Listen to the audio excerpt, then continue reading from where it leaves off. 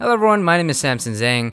About 2 years ago, I built my first PC. This PC had an i5 6500, a GTX 1060, and all the mid-range goodies packed in a Corsair Carbide Air 240 case. For my needs, which was mostly video editing, photo editing, motion graphics, that kind of thing, as well as some light gaming, it's been really reliable, and it's been able to handle everything I throw at it. The only problem was that, somewhat unexpectedly, my school suddenly changed from 10 blocks away to 400 miles away. So suddenly I was finding myself having to pack my big boxy build into a massive suitcase, lug it on an Amtrak, and take it between New York and Boston 4 or 5 times a year. And while certainly manageable, this is really inconvenient. So this summer, I've decided to rebuild my PC in a mini ITX form factor, so something that's much more compact without compromising on performance. In this video, I'm going to be talking about the components I chose to make this upgrade, as well as the build process, the build experience, and finally, the cooling and performance of the final build. So the case I chose was a Silverstone Sugo SG13. This is a case I've actually been eyeing for quite a while. It's basically the smallest case that you can buy that's not a Kickstarter or costs ludicrous amounts of money. In fact, at just $50, it's on the cheaper side of cases for sale. Instead of getting a Z170 ITX board to go with my i5, which would have cost like $150, I decided to just upgrade to Ryzen along with the new build. MSI recently came out with their new B450 boards, the ITX version of which costs around $100. So I picked up that and paired it with a Ryzen R5 2600 processor, which costs around $160. With 6 cores and base clock of 3.4 GHz and really good overclocking potential, this would be a really nice step up from my i5. To make sure that 2600 was adequately cooled and to give myself a little bit of overclocking headroom, I sprung for a H60 all-in-one liquid cooler. The last thing I got was a 450 watt modular ATX power supply from Corsair because there was no way in hell I was going to cram a non-modular ATX power supply into the SG13. So enough talking, on to the build. From my old build, I pulled my GTX 1060, 2 sticks of RAM, and my SSD and HDD. On my new motherboard, I installed the RAM and new CPU. I installed the I/O shield and the motherboard into the case. I screwed in my SSD to the bottom of the case, then installed the radiator of my cooler on top of it, after which I realized that I couldn't really install the fan, so I uninstalled the radiator, installed the fan, and reinstalled the radiator with the fan attached. I changed out the pump brackets from Intel to AMD and installed it on the CPU, then decided to start plugging in my PSU cables.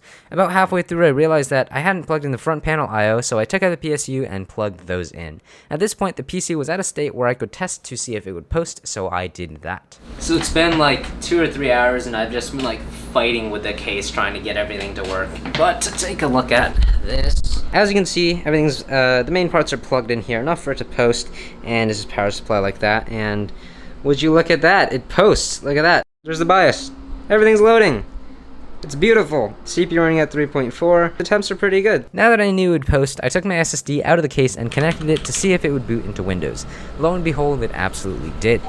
After that, it was the simple matter of cramming all the PSU cables and SATA cables and all that into whatever free space there was left. Finally, I was able to close up my case on this janky build. So building in the SG13 was a bit of a pain.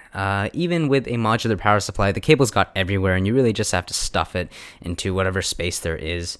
And also, once you install something, it's pretty much impossible to reconfigure it. You either have to know what you're doing from the get-go, or uninstall everything just to fix an earlier mistake. Still, all things considered, it was actually a pretty straightforward build. Anything that you won't find in the instruction manuals, you'll be able to pretty easily find on some forum post or web article.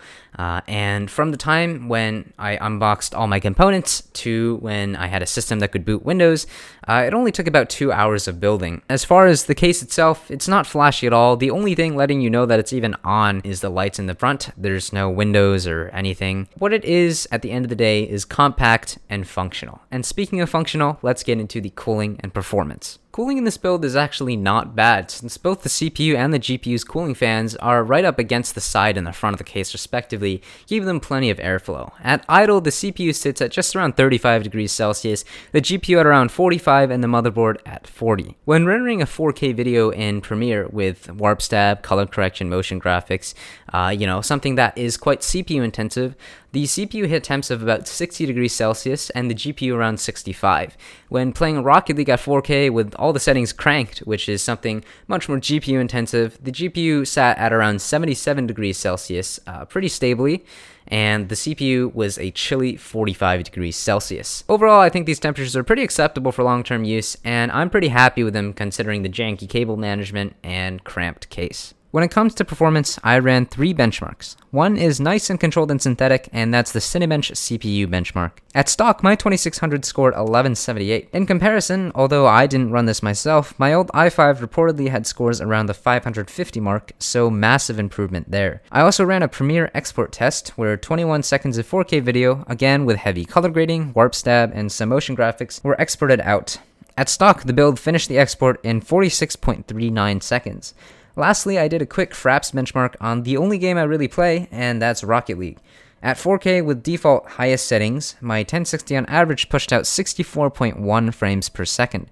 At 1440p, still with the settings cranked, I got an average of 128.2 FPS. Neither is representative of how I actually play, so just to get that metric, I dialed in my actual gameplay settings at 4K and got an average of 112.4 FPS. I only have 60Hz monitors, so for my light to moderate gaming, the 2600 and GTX 1060 are more than powerful enough. However, for the video editing side of things, I knew that the 2600 has really good overclocking potential. I've also never ever overclocked anything in my life. So with the help of some video tutorials and other resources, I figured out the basics. At first I tried getting it up to 4.0 GHz, but I ended up having problems with overheating and just the system freezing up. So eventually I dropped it down to 3.9 GHz at 1.375 volts. Now, looking at some other numbers posted by Ryzen chip owners and even 2600 owners, it seems like my overclock stats are pretty low at a pretty high voltage. So this is something I'll definitely be investigating and tweaking a little more in the future. Still, even at 3.9 GHz, there's some pretty good improvements. My Cinebench score jumped all the way to 1311, a solid 11% improvement over stock. My Premiere export time also dropped from 46 to just over 43 seconds, a less impressive 6% improvement, but some good mileage nonetheless. So overall, I'm pretty happy with this build. It does everything my old build does, and it does it a little better. It's really small, and it'll be a lot easier to carry around. I've learned a lot from this process, and I hope that this video has taught you something, that you've learned something from this, found it helpful, or even just interesting. No promises on whether or not I'll be able to make any more interesting videos in now or ever, but feel free to subscribe if you want to do that, and I may or may not see you later.